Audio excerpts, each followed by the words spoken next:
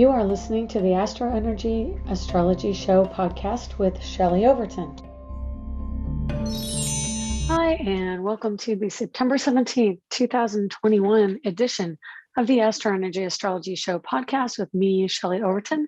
I'm an astrologer in Orlando, Florida. I wanted to welcome you today. We're going to talk about the astrology of the week and a little bit about astrology of the moon. We have got some new and exciting things going on here in Orlando with our astrology.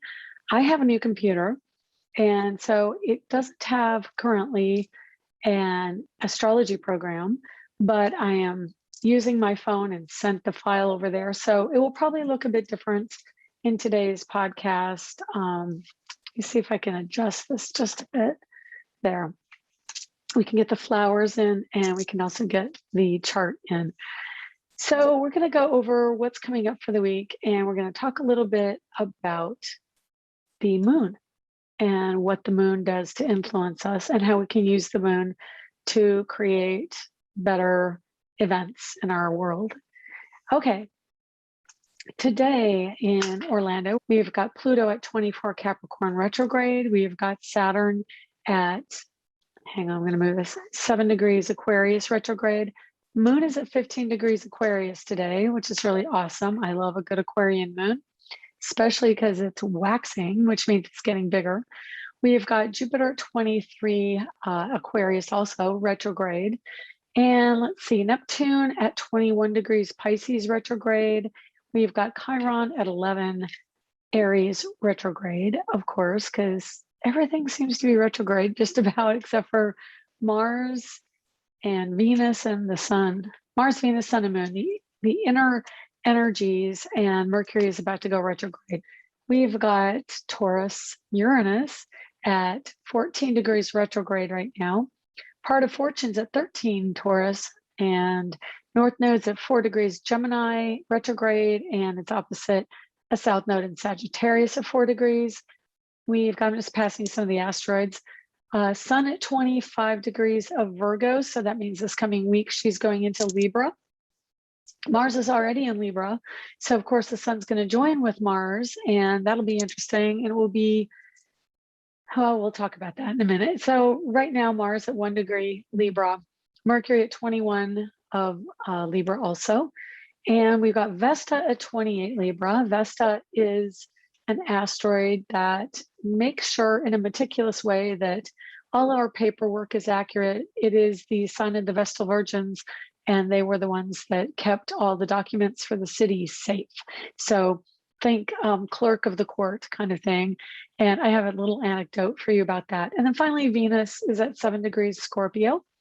And, you know, I know she gets a hard time in Scorpio. I like Venus in Scorpio. She says what she believes. She's very intent on what she plans to do. She's committed in love or looks for a strong commitment. She looks for integrity. And yeah, she's pretty vivacious. I think of Sofia Vergara when I think of the personification of that kind of energy. I don't know what her planets are. I think she's an Aries. But Venus and Scorpio kind of marries the energy of Mars and Venus. But of course, Scorpio is ruled by Pluto. And I had a really nice conversation yesterday with a friend from a long time ago, Match.com, a long time ago, like right after my divorce. Haven't seen him in quite a while, but reconnected to him because now we are in the retrograde shadow of Mercury in the sign of Libra, which is ruled by Venus. And we want to go back and revisit our old loves or our old relationships or our old dating life, which is kind of what this is. And it's funny because he is Indian ancestry, and Indians in India, they have a broader view of astrology. They're more embracing of astrology. And that is kind of what we discussed when we got together yesterday. And it was so refreshing to talk to somebody who understood astrology and could spend the time going over astrology with me. And I know some about Vedic, but I don't know a lot. Like I could not do a Vedic chart in the Vedic format.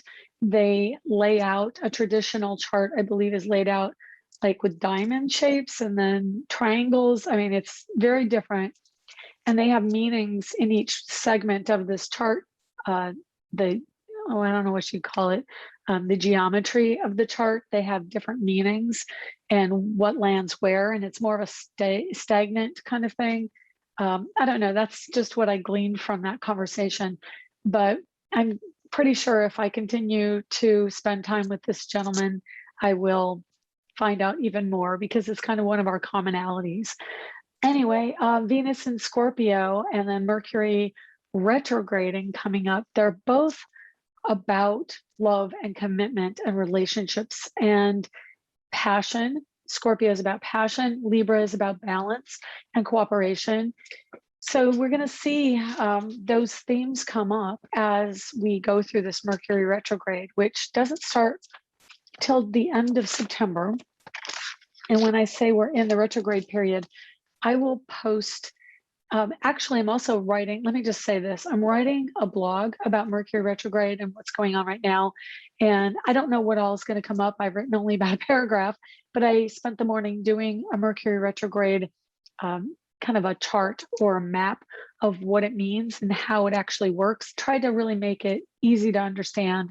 So I will post that along with the link to this video and everything else I post every week. But yeah, so Mercury, we're going to probably be talking about it more in depth next week, because Mercury doesn't retrograde until the 27th. And so we're about 10 days before it, and we're a little early, but it is coming. We are in the shadow, and being in the shadow of Mercury retrograde means that we are going to be experiencing people coming back in our world, past loves, and also past commitments. That can be in business. That could just be even an event may repeat itself in this time that is associated with a partner or a business and partner business situation. So look out for that. There may also be, because astrology is cycles, we can find events repeat that are similar during this time. And let's see. So I was going to talk about Mars in Libra and also the Sun in Virgo about to go into Libra. Mars just went into Libra this past week. So now we have that male assertive energy in the sign of Libra, which is ruled by Venus, and it's a feminine energy. So there's kind of a synergy going on. Old school ruler, and in Vedic astrology, Mars rules Scorpio. In Western astrology, Pluto rules Scorpio. And so we have this strong fighting warrior energy around Scorpio.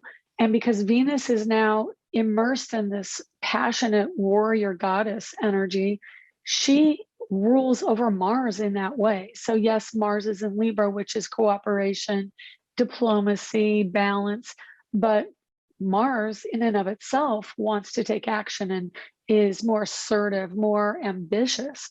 And you'll find that women right now, and particularly in relationships, women are going to be more assertive. We're going to be talking about more of our needs and trying to balance the energy of receptive feminine with more assertive feminine. So look out for that. So the Sun in late degrees of Virgo, and I've just experienced this energy with Mars being in late degree Virgo with a friend of mine. And there was someone that she was interested in who just didn't talk to her. And as soon as Mars went into Libra, communication ensued. And then now there's another quiet time. And it relates to that particular scenario with what that person's going through. They had some issues with social media and people posting about them on social media, which made them want to find out who it was. And then they kind of went underground while they felt that there was an integrity issue, which is a very Scorpionic thing. Again, Mars answering to Venus in Scorpio. And so this person went silent. They reconnected at the Mars in Libra, but then went silent because now Sun is at the last 5 degrees of Virgo, which is where Mars was when they went silent a week ago. That energy can very much be shown in what we're dealing with right now. Virgo is the loner. And because she's also within 4 degrees of an opposition to Neptune and will be opposed, until 29 degrees, I count oppositions at an 8-degree orb on either side, which basically means, in this case, Neptune's at 21. So subtract 8 degrees, you get 13 through 8 more on the other side, 29 degrees. So you have almost half of Virgo in opposition to that by 8 degrees. Okay, having the sun, the ego, the sense of self in like Virgo is going to make us more quiet. It's also potentially going to have us feel more hurt or wounded in our sense of self, because Virgo criticizes themselves first. So it's really a self-effacing energy. In the last degrees of Virgo, there are more opportunities for missteps, misquotes, misspeaking, and mistakes. So watch out for accidents, especially once Sun gets to Libra. Then you're going to have a conjunction with Mars, which is going to be that aggression, but it's also going to be the manifestation of the energy of distractedness or putting ourselves down. So it's more inclined towards potential for accidents at that time. We're going to see a lot of different energies with the Virgo Neptune opposition, Virgo Sun opposing Neptune, because Neptune is really an effusive, emotional, immersed in liquid and emotion and watery tears, dreamy, daydreamy, esoteric energy. And so it's really like being in the fog bank above the water. That's kind of how I always visualize it when I think of air energy, which is Libra. So Mars in Libra. And then we've got Pisces, which is water, and Earth, which is Virgo. And it's kind of muddy, steamy, foggy, all of those combined. And it can be really bogging our mental outlook down. Let's just, I don't even have my ephemeris open to today. Hang on a second. Here we go. The full moon joins up with the sun on Monday. And the full moon is at 28 degrees of Pisces, which means an opposition, which is the full moon, is at 28 degrees Virgo at 7:55 p.m. on Monday, Eastern, 4:55 Pacific, September 22nd. Sun enters Libra at 3:21 p.m. Eastern, 12:21 Pacific. And I'm thinking it's still 5 hours later, so it will be 8:21 p.m. in England. And that means that this coming week is really where the power lies. The moon at 28 degrees opposite Sun in Virgo, really strong energy around losing somebody. Of course, Pisces moon is film and entertainment. There's a chance that we'll find out about a big name passing. And I don't know if you heard this week, Norm Mcdonald from Saturday Night Live passed away of leukemia. Apparently he'd been battling it for 9 years. So it's kind of a sad passing, a comedian. And I've seen a lot of stuff online on social media mentioning it. I didn't see it in the news, but I did find out about it on Instagram, which kind of surprised me. But probably someone else, and potentially strong potential it'll be a woman, because Sun in Virgo is a feminine sign, Pisces is a feminine sign, and then the cooperation of probably even a potential of an educator or an educator we know, or someone who educated through the use of film or through the use of video or TV or technology. And that's coming up next week. Okay, what I really wanted to talk about, well, I suppose I should finish off what I want to say about the coming week. What I wanted to say this week about the planets, or something to help you, is give you an idea of how using the moon positions can really affect outcomes when you are looking to initiate an event, create a chart of some sort using astrology. So the moon is an indicator in astrology. It can be the initiator and also a culminating energy. That means that when the moon's in early degrees, it creates a new incoming energy. And when it leaves, it finishes off the story. And so having the moon in every sign gives a theme to every day of the month, because the moon goes all the way through every sign in a month. Every 2.5 days, we have the moon change positions. In this month, as an example, so I'm going to go through all of the positions of the moon, starting with today, because today it's in Aquarius, and Aquarius moon is clear, it's curious, it's effusive and seeking of information and understanding. It loves technology, and when we use the moon to indicate the beginning of an event, we look for something like an invention or technology. How does technology affect the situation? Science, uranium is under Aquarius, chemicals are under Aquarius, higher education or actual classes of learning are great under Aquarius moons. And that happens all the way through Sunday. And Sunday this week is, actually even Monday, my bad.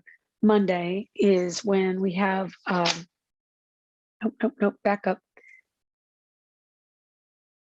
Saturday, the moon goes into Pisces at 4:22 p.m. And so that is Saturday the 18th, the moon goes into Pisces. Pisces is good for starting film projects, starting art, starting genealogy.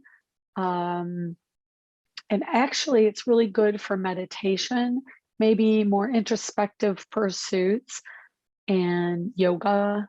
Potentially, Jupiter does co-rule Pisces, and Jupiter rules the legs, rules exercise. So on Saturday, Sunday, Monday, especially Monday this coming week with the full moon, it is an energy of culmination. So it is the ending story to those type of events. Maybe we started a film, and I know that could even be watching a film, and now we finally get through with it. Maybe because Pisces is also somewhat of a procrastinator. Maybe we didn't get that film finished. So this is a good time to wrap up that and get it done. Aries. Moon moves into Aries at 11:13 p.m. Eastern on Monday. Aries, of course, answers to Mars. So he is a very strong initiating energy. It is about getting it done, being on the go, being ambitious, being self-promotive.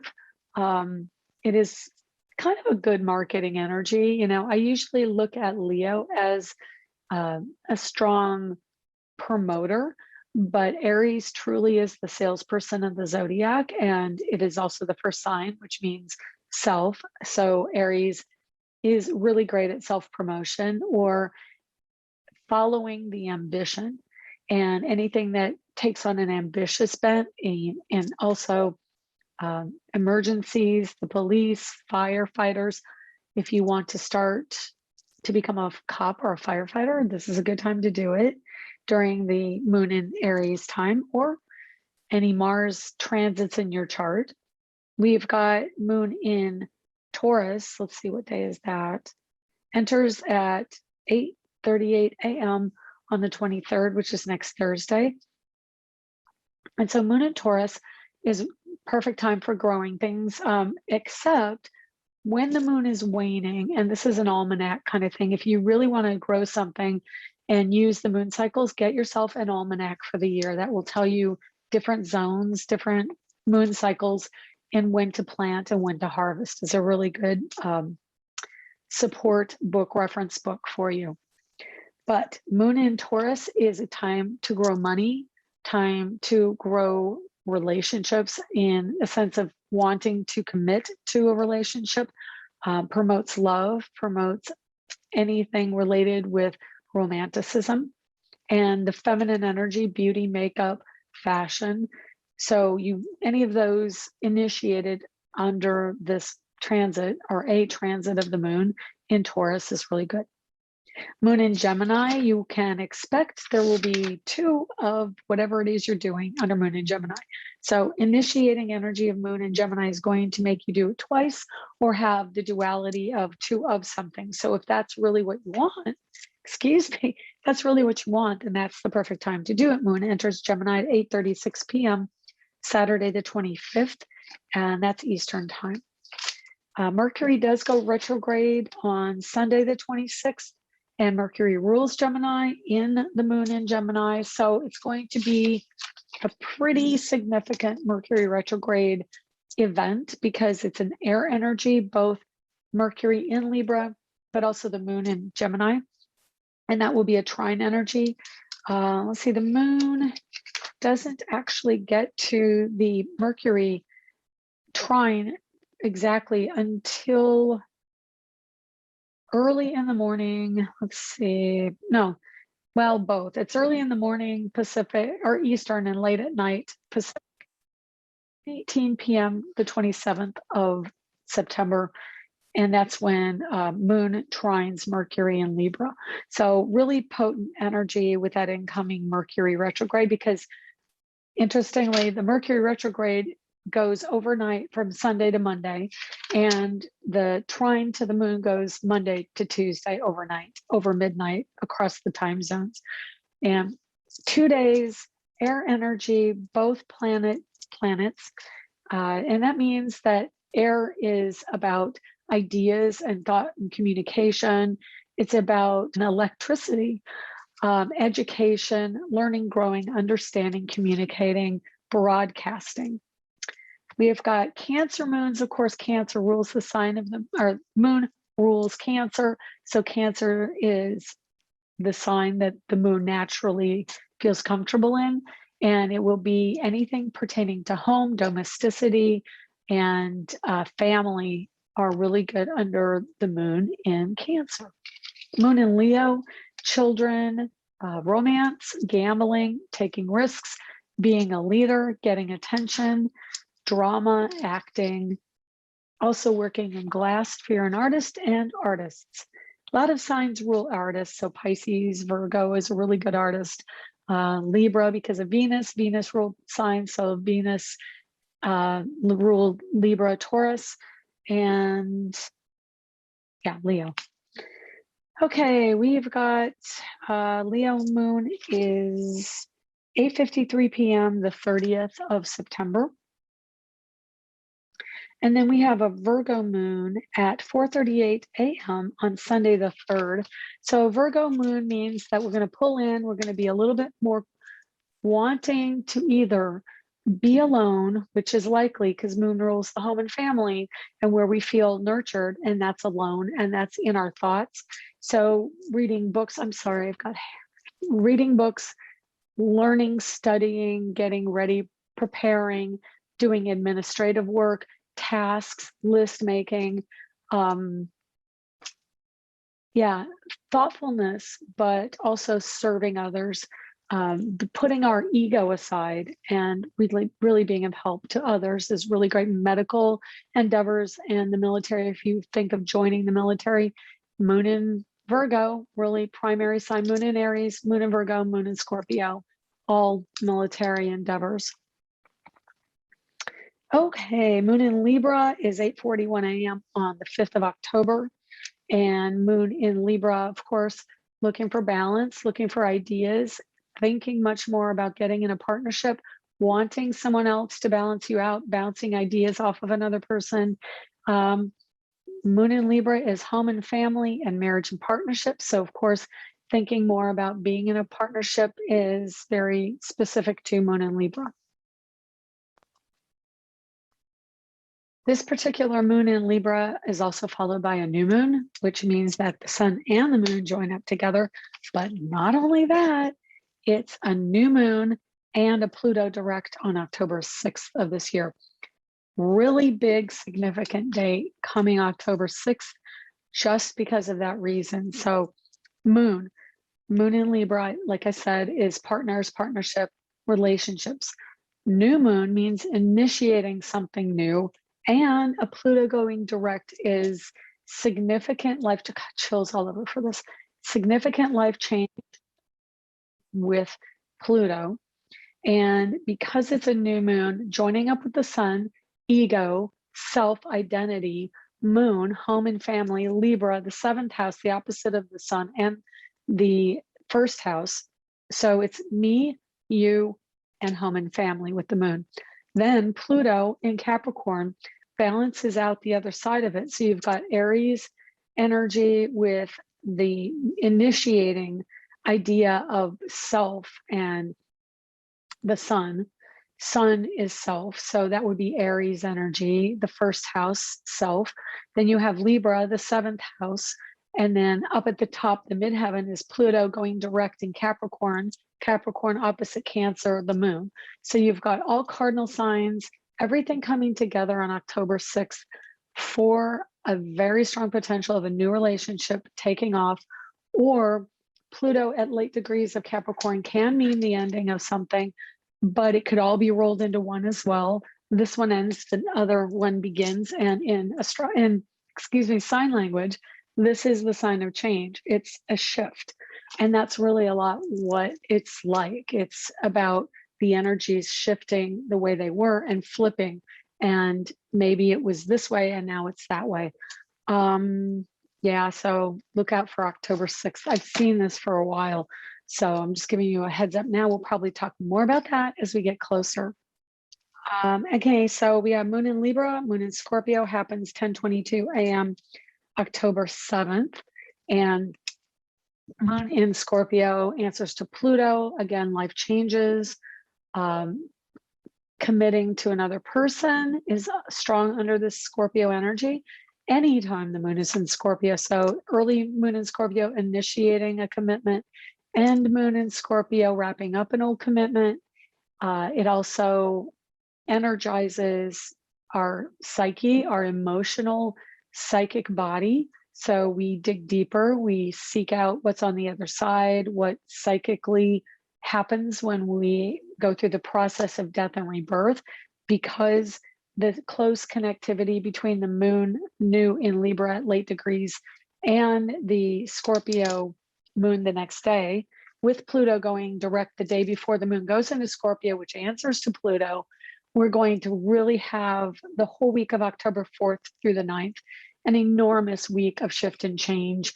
Yeah, just look for not only life change and community and world change, but shift and change on a personal level. It's going to be, what do I want to commit to coming up in the next part of my life? Very strong stuff. And that kind of happens a lot with Moon in Scorpio every month, because it's going to be in positive aspect to its ruler in late Capricorn. And it's a sextile energy between late Scorpio and late Capricorn. And that means that there's an incredibly potent shift of energy in the manifestation of things and the structure shifts. So look for that. Sagittarius moon happens on the 10th of October, 11:24 a.m. Eastern, 8:24 a.m. Pacific. And I'm not even going to get into daylight savings and standard time around the globe. So we're just going to leave it at that for this one. But Sagittarius, it is going back to school for a higher degree. It rules higher education. It rules travel, spiritual growth, thinking about what the foundation of your spiritual life is. And so a lot of times, whenever planets go through Sagittarius, you're really seeking out a broader perspective or understanding of what the meaning of life is. It can also mean you are looking for some type of understanding in general, and truths abound. Truth comes out because, again, it's a second house from Scorpio.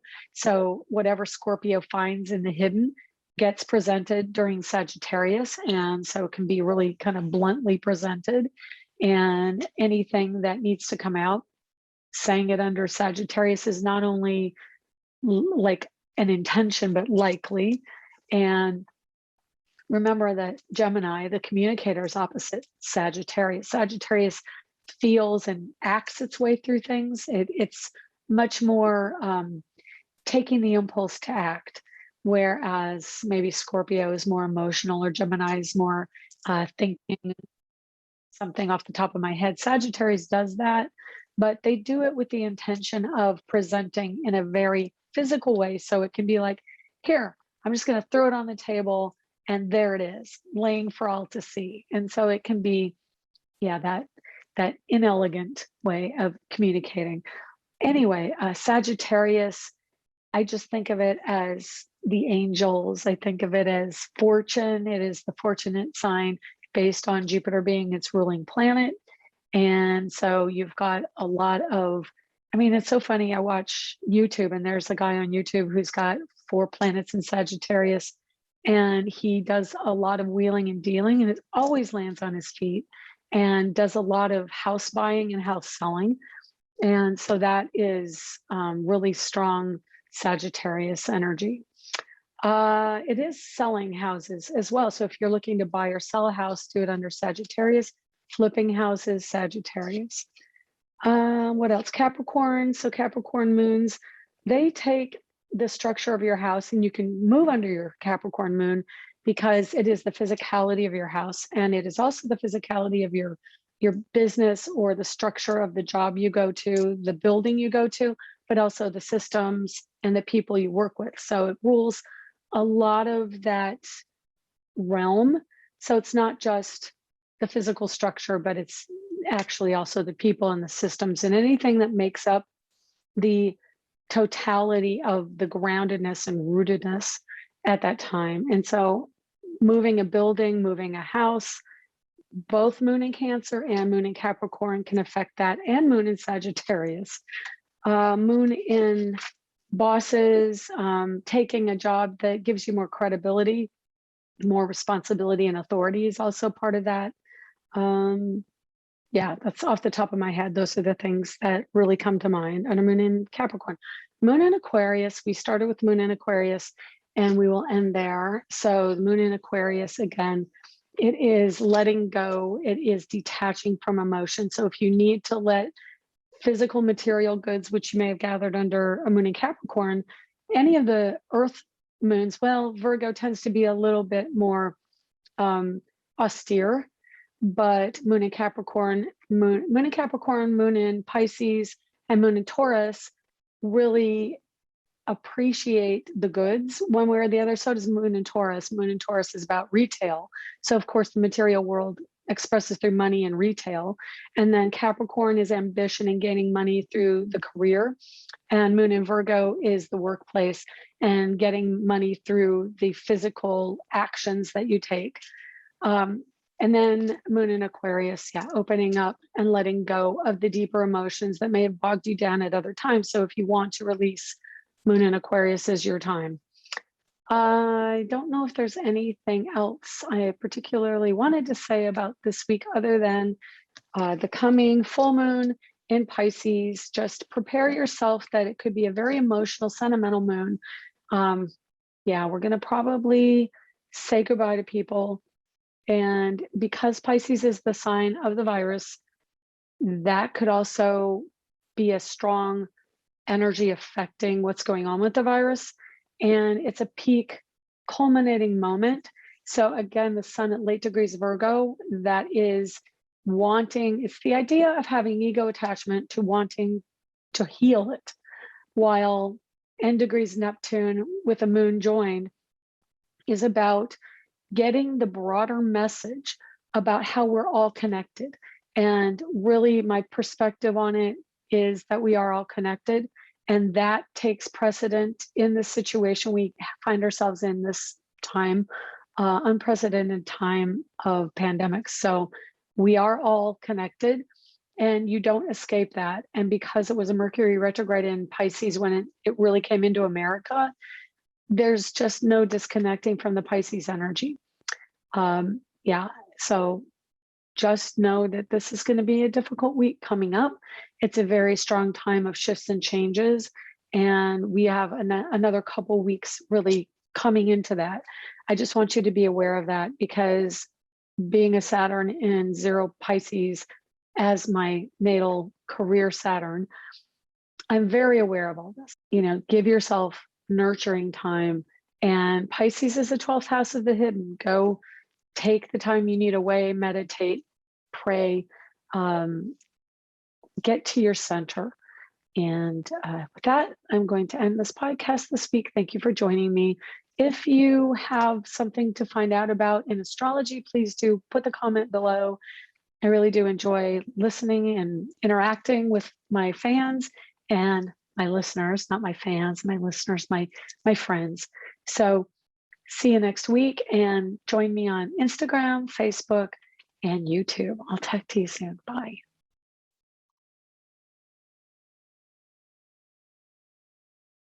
So, I think there must be something. My initials are SO.